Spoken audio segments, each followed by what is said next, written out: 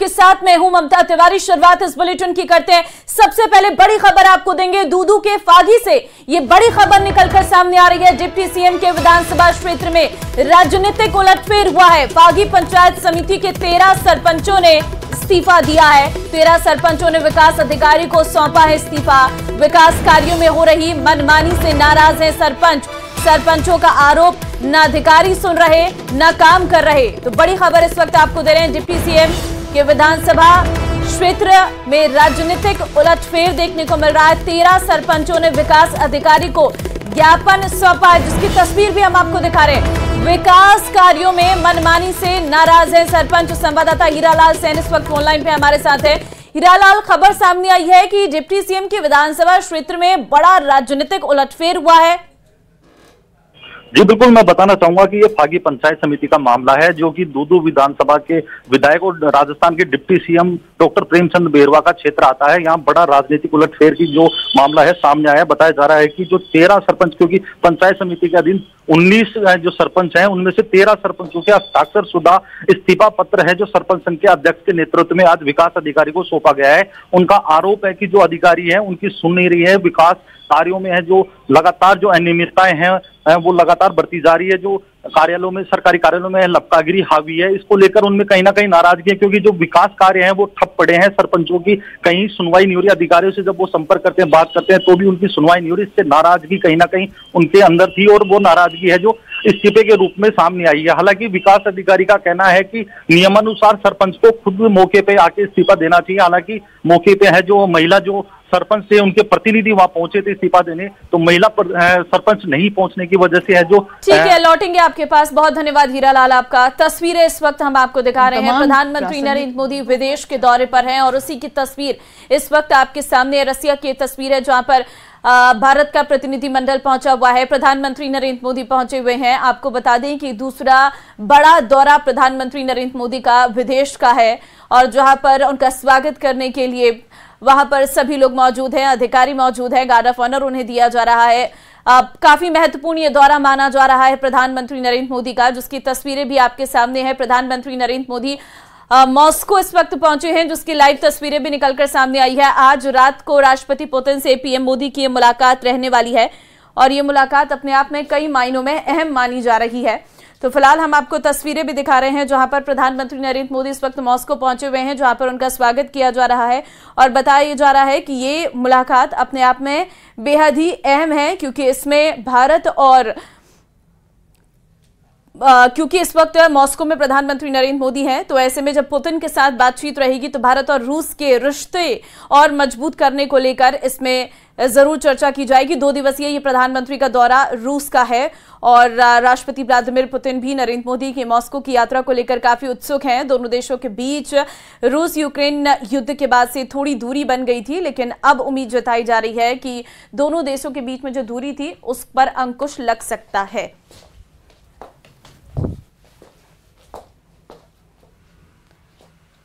और चलिए आगे बढ़ते हैं। बड़ी खबर हनुमानगढ़ से आपको देंगे, जहां पर कलेक्ट्रेट पर एनएसयूआई का प्रदर्शन देखने को मिला है। नीट के सहित कई मांगों को लेकर यह प्रदर्शन है। एनएसयूआई कार्यकर्ताओं और पुलिस में हुई झड़प। पुलिस ने एनएसयूआई कार्यकर्ताओं को खदेड़ा है। कार्यकर्ताओं ने पुलिस पर लाठीचार्ज के आरोप भी लगाए हैं। तो फिलहाल बड़ी खबर से इस वक्त आपको रूबरू करवा रहे हैं, जहां पर हनुमानगढ़ से ये बड़ी खबर है। कलेक्ट्रेट पर एनएसयूआई का प्रदर्शन देखने को मिल रहा है। कार्यकर्ताओं ने पुलिस पर लाठीचार्ज के आरोप भी लगाए हैं। नीट के सहित कई मांगों को लेकर ये प्रदर्शन जो है वो देखने को मिल रहा है। एनएसयूआई कार्यकर्ताओं और पुलिस में झड़प भी हुई है। कलेक्ट्रेट पर एनएसयूआई का ये प्रदर्शन देखने को मिल रहा है। दरअसल आपको बता दें, नीट पेपर लीक मामले को लेकर ये हंगामा और ये प्रदर्शन, तस्वीरें भी आपके सामने हैं जहां पर आप देख सकते हैं भारी संख्या में लोगों की मौजूदगी देखने को मिल रही है। कलेक्ट्रेट पर ये एनएसयूआई का प्रदर्शन देखने को मिल रहा है।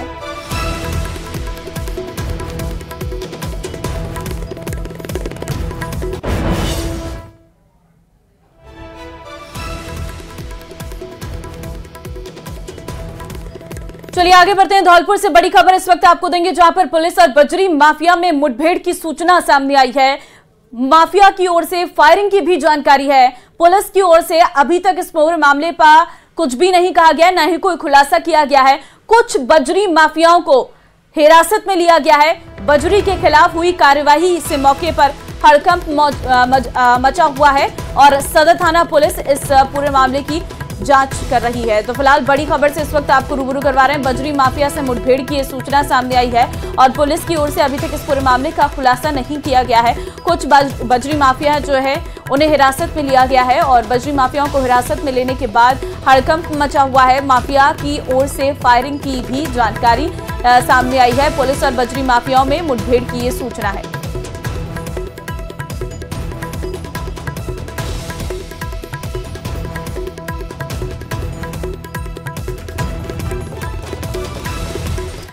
सूरजपाल की तरह एक और बाबा का कारनामा उजागर हुआ है। लौंग और गुलाब की पंखुड़ियों से इलाज का दावा करने वाला ये बाबा चुटकी बजाते गुर्दे, किडनी, कैंसर के इलाज का दावा करता है। लेकिन न्यूज 18 की पड़ताल में भरतपुर की महिलाओं ने बाबा का कच्चा चिट्ठा खोलकर रख दिया है। देखिए ये रिपोर्ट।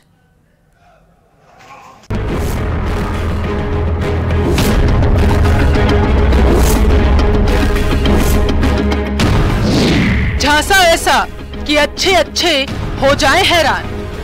सूट नहीं पहनता मैं, यही है जो कुछ है वस्त्र हमारा यही है, ये चोली है, ये सिद्ध महापुरुष की चोली। समस्या हो कोई चुटकी बजाते मिलेगा समाधान।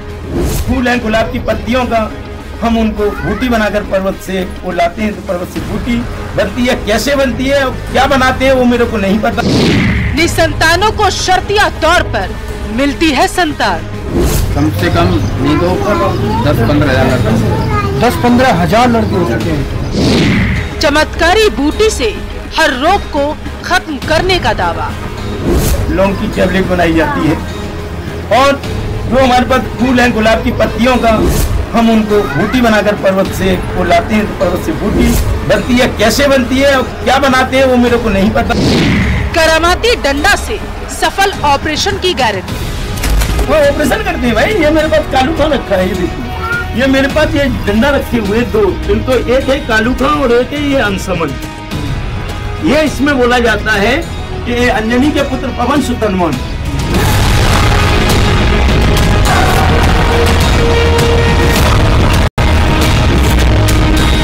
कटे फलों पर भिनभिनाती मक्खियों को देखकर मुंह मत भी चुकाइएगा। ये वो करामाती बूटी है जिससे बीपी, शुगर और कैंसर तो छोड़िए, एक से एक जिद्दी बीमारियां भी पनाह मांगती हैं। ये तो अभी शुरू हुआ है ना, जब तुम यहाँ पे गए थे आपको आराम कुछ मिला है, मिला है ना, हाँ तो कोई चीज को पूछ रहा है। अब उस सिद्ध पुरुष को जानिए जिसके दावे सुन चिकित्सा विज्ञान हैरान रह जाए। नामी गिरामी डॉक्टर बगले झांकने के लिए मजबूर हो जाए। बयाना के गांव मुर्रक्की में मध्य प्रदेश का अनिल कुमार दरबार आबाद था।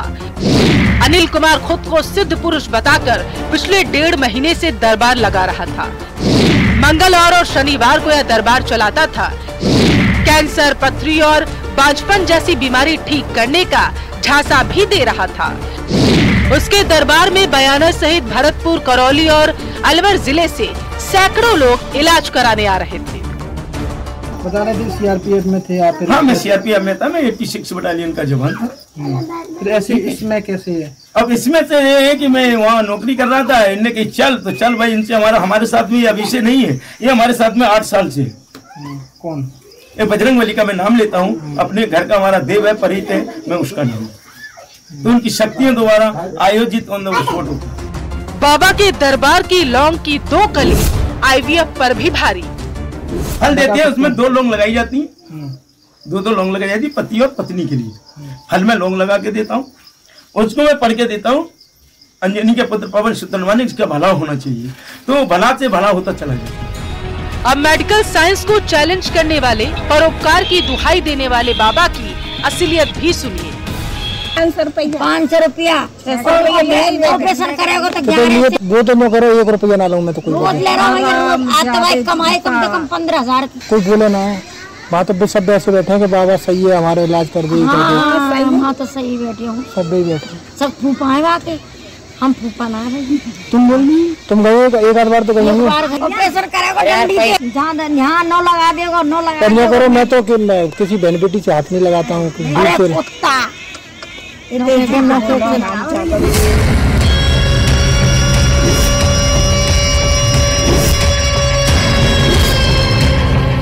एसडीएम के निर्देश पर मौके पर पहुंची पुलिस ने स्वयंभू बाबा अनिल कुमार को दरबार नहीं लगाने के लिए पाबंद किया।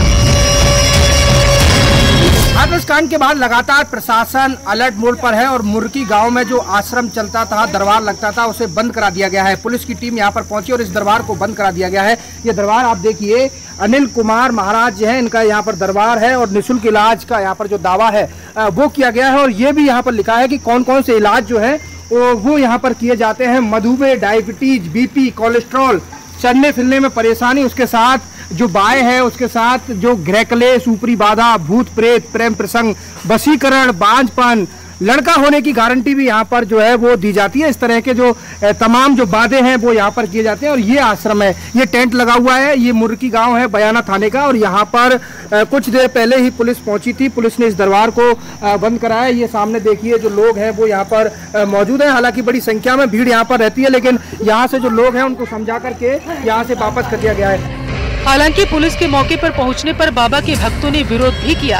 इसके बाद पुलिस कथित बाबा को अपने साथ थाने ले गई और उसे इलाज का दावा करने वाला दरबार नहीं चलाने के लिए पाबंद किया।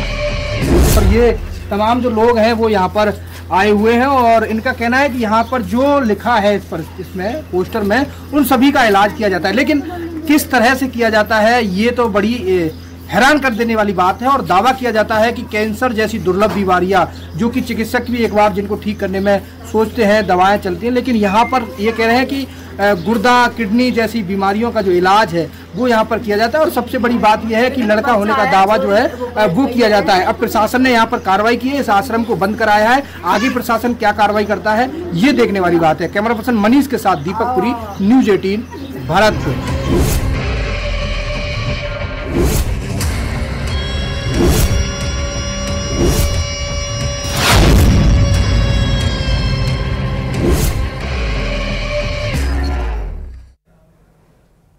जानकारी ही बचाव है, ये बात हर उस समस्या पर लागू होती है जिससे हमारा समाज जूझ रहा है। तभी स्कूली बच्चों को अपराध से बचाने के लिए सूबे की सरकार 1 से 15 जुलाई तक ऑपरेशन जागृति चला रही है। देखिए,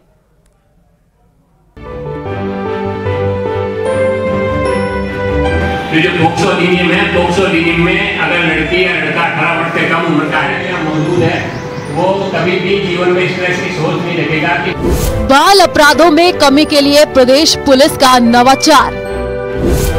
स्कूली बच्चों के लिए चलाया जा रहा ऑपरेशन जागृति। पोक्सो अधिनियम में अगर लड़की या लड़का 18 वर्ष से कम उम्र का है, पोक्सो अधिनियम के बारे में दी जा रही जानकारी। पोक्सो अधिनियम है, पोक्सो अधिनियम में अगर लड़की या लड़का 18 वर्ष से कम उम्र का है। छात्राओं को गुड और बैड टच का बताया जा रहा फर्क। साइबर क्राइम और सड़क हादसों की रोकथाम के लिए भी किया जा रहा जागरूक। वो कभी भी जीवन में इस तरह की सोच नहीं रखेगा कि ज्ञान ही मनुष्य के शक्ति का आधार है। यही चीज उसे ब्रह्मांड के दूसरे प्राणियों से अलग करता है। इसलिए स्कूली बच्चों को जागरूक किया जा रहा है।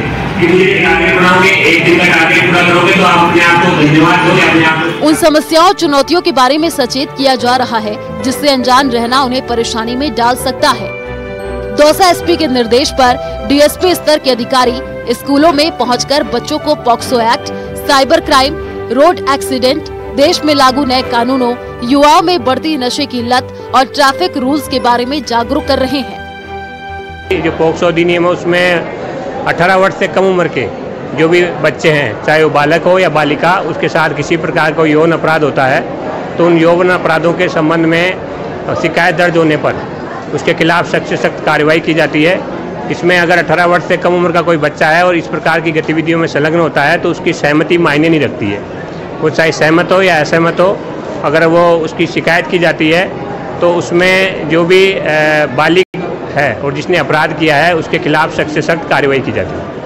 ऑपरेशन जागृति के तहत पुलिस अधिकारी बच्चों को करियर के बारे में भी जानकारी देते हैं। एग्जाम में अच्छे नंबर लाने के टिप्स बताते हैं, जीवन में सफलता हासिल करने का मूल मंत्र देते हैं। आपको क्या करना है कि आपको छोटे छोटे टारगेट बनाने हैं कि मुझे डेली आप धीरे धीरे टारगेट बनाओगे, एक दिन का टारगेट पूरा करोगे तो आप अपने आप को धन्यवाद दोगे, अपने आप को शाबाशी दो, मैंने ये टारगेट आज पूरा कर लिया। ऑपरेशन जागृति के तहत छात्र छात्राओं की समस्याओं को जाना जाता है ताकि पुलिस इन समस्याओं का समाधान कर छात्र छात्राओं को सुरक्षित माहौल प्रदान कर सके।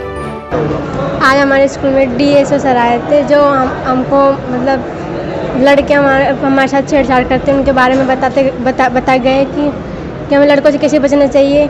और सर हमें अपने नंबर भी देके गए थे कि तुम्हें यदि कोई प्रॉब्लम हो तो मेरे पास कॉल कर सकते हो आप लोग। स्कूल में क्या क्या बता के हमारे यहाँ पे DI साहब रवि सर जी आए थे और वहाँ उन्होंने हमारे को पढ़ाई के तरीके बताए और उन्होंने पढ़ने के लिए हमें नोट्स वगैरह बनाने के लिए बोला और टारगेट बनाकर पढ़ने के लिए बोला।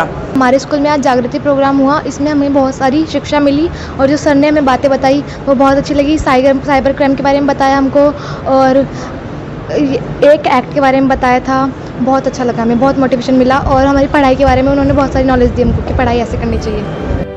ऑपरेशन जागृति के तहत स्कूली बच्चे जागरूक हो रहे हैं, उन्हें अपने अधिकारों का पता चल रहा है जिससे उनका आत्मविश्वास बढ़ रहा है, व्यक्तित्व निखर रहा है। न्यूज़ 18 राजस्थान के लिए दौसा से आशीष शर्मा की रिपोर्ट।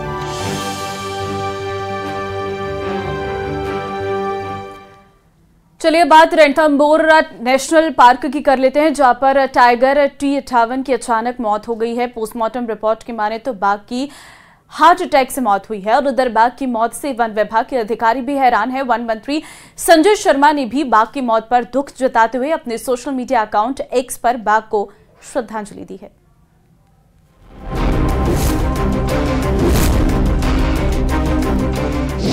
रणथंभौर में बाघ T58 की मौत, हार्ट अटैक से हुई मौत की पुष्टि। बाघ की अचानक मौत से वन विभाग हैरान।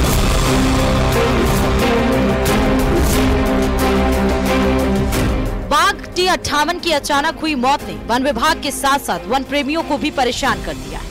राजस्थान के प्रसिद्ध सवाई माधोपुर जिले स्थित रणथंभौर नेशनल पार्क में बीती शाम T58 बाघ की अचानक मौत हो गई। बाघ की मौत के बाद रणथंभौर वन विभाग के अधिकारियों में हड़कंप मच गया। वहीं वन मंत्री संजय शर्मा ने सोशल मीडिया X पर उन्हें श्रद्धांजलि दी। T58 टाइगर है, जेहलवाड़ एरिया में हमको कल मिला था, इसकी डेथ हुई थी। इसकी उम्र लगभग 13.5 वर्ष है। जो हमने पोस्टमार्टम किया है तो डॉक्टर साहब जो उनकी एक प्राइमरी जो रिपोर्ट आई उसके हिसाब से ये लगता है कि इसकी डेथ सडन हार्ट अटैक से हुई है। वन विभाग के मुताबिक हाल ही में टाइगर T58 का मूवमेंट हिंदवाड़ा गांव के पास देखा गया था, जहां वो एक खेत में बैठा हुआ था। लोगों की सूचना पर वन विभाग भी वहां पर पहुंचा था, लेकिन शाम होते होते उसकी मौत की खबर आई। वन अधिकारी मौके पर पहुंचे और टाइगर का शव अपने कब्जे में लिया, जिसका राजबाग नाका चौकी पर विभागीय अधिकारियों की मौजूदगी में उसका पोस्टमार्टम कराया गया। सडन हार्ट अटैक हुआ है इसको और जो दूसरे लीजन्स हमें मिले हैं उससे हम ये सोचते हुए कि कहीं कोई पॉइजनिंग या कोई दूसरा एस्पेक्ट भी है उसको कवर करते हुए हमने उसके सारे ब्लड सैंपल्स वगैरह कलेक्ट किए हैं। उनको हम फॉरेंसिक लेबोरेटरी के लिए भेजेंगे, वहाँ से फाइनल रिपोर्ट आने के बाद ही हम अपना कोई निर्णय दे पाएंगे। पोस्टमार्टम में टाइगर की मौत हार्ट अटैक से हुई, इसकी पुष्टि हुई। हालांकि मेडिकल बोर्ड द्वारा विसरा लेकर जांच रिपोर्ट के लिए प्रयोगशाला को भेजा गया है। विसरा की जांच रिपोर्ट सामने आने के बाद ही टाइगर की मौत की सही कारण साफ हो पाएगा। हालांकि पोस्टमार्टम के बाद टाइगर का अंतिम संस्कार कर दिया गया। न्यूज़ 18 राजस्थान के लिए सवाई माधोपुर से गिरिराज शर्मा की रिपोर्ट।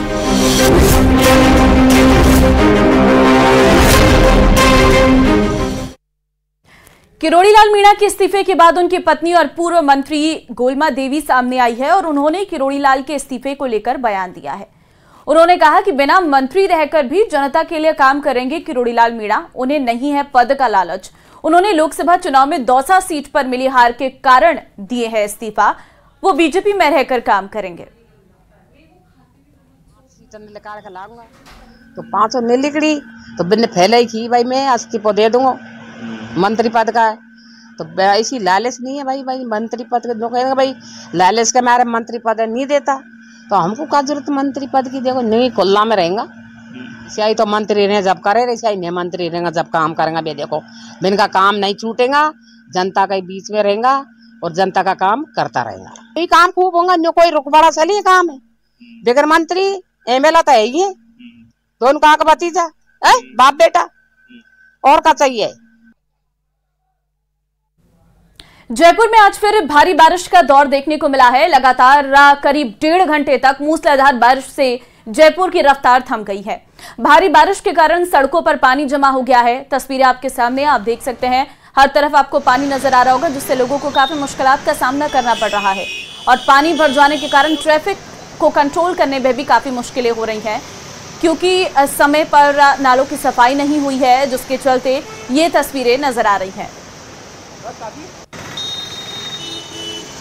राजधानी जयपुर में आज एक बार फिर झमाझम बारिश का दौर देखने को मिल रहा है। पिछले 1 घंटे से जोरदार बारिश के चलते जनजीवन एक तरह से अस्त व्यस्त होता हुआ नजर आ रहा है। इस वक्त हम सी स्कीम में खड़े हैं और तस्वीरें दिखाना चाहेंगे किस प्रकार का नज़ारा इस वक्त देखने को मिल रहा है। सचिवालय के पास में सड़क पर जो है वो भारी बारिश के कारण जलभराव से स्थिति जो है वो देखने को मिल रही है और वाहन चालकों को खासी परेशानियों का सामना करना पड़ रहा है। और बारिश के कारण जगह जगह जाम की स्थिति भी देखने को मिल रही है। दोपहर करीब 3 बजे के आसपास राजधानी में तेज़ बारिश का दौर शुरू हुआ और शहर के कई इलाकों में भारी बारिश जो है वो देखने को मिली है। हालांकि अब जो है वो बारिश की रफ्तार कुछ कम जरूर हुई है, लेकिन इस बारिश ने एक बार फिर ये बता दिया है कि राजधानी में प्रशासन के इंतजाम जो है वो कितने नाकाफ़ी जो है वो हमेशा की तरह साबित होते रहे। और इस वक्त ये तस्वीर दिखाती है कि किस प्रकार से तालाब सी स्थिति जो है वो बन गई है। ये सड़क जो है वो दरिया का रूप जो है उसने ले लिया है। यहाँ पर उद्योग भवन है,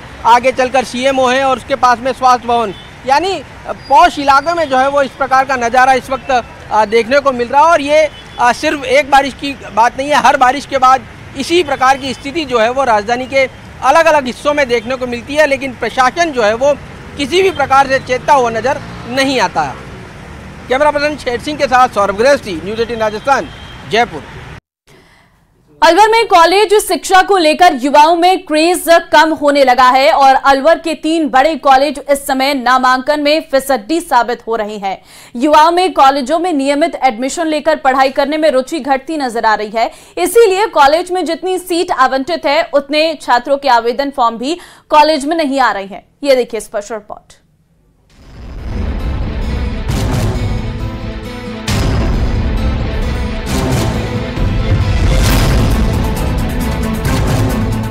सबसे पहले बात करते हैं अलवर जिले की सबसे बड़ी छात्र संख्या वाले बाबू शोभाराम कॉलेज की।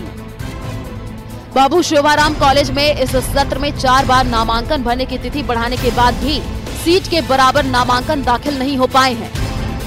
कॉलेज में बीए प्रथम वर्ष के लिए 1800 सीट पर ही नामांकन दाखिल हो पाए हैं। इसके अलावा अन्य सभी सब्जेक्ट्स में नामांकन फिसड्डी नजर आ रही है, क्योंकि अभी तक सीट नहीं भरी है, इसलिए अब 4थी बार नामांकन की तिथि बढ़ाई गई है। अलवर जिले की बड़ी कॉलेज थी बाबू शोभाराम, अब 29 कॉलेज पूरे जिले में हो गई, तो उससे फर्क तो पड़ा। जैसे इधर बड़ोरा में साइड में कॉलेज खुल गई, इधर लक्ष्मणगढ़ में भी खुल गई, इधर राजगढ़ में भी पहले थी, अब गर्ल्स कॉलेज अलग खुल गई, बारोड में भी 2 कॉलेज अलग खुल गई, इधर किशनगढ़ तिजारा इधर भी कॉलेज खुल गई। तो इसलिए छात्रों का जो अनुपात है वो कम हो गया। मुख्य नहीं है, कोई बच्चे आने तो बच्चे आ रहे हैं, लेकिन वो क्षेत्रवार कम हो गया। अब बात करते हैं राष्ट्रीय कॉलेज की, जहां साइंस संकाय होने के कारण से सीट से ज्यादा आवेदन फॉर्म। और चलिए स्पेशल रिपोर्ट में फिलहाल के लिए बस इतना ही। बाकी अन्य खबरों के लिए आप बने रहिए हमारे साथ। नमस्कार।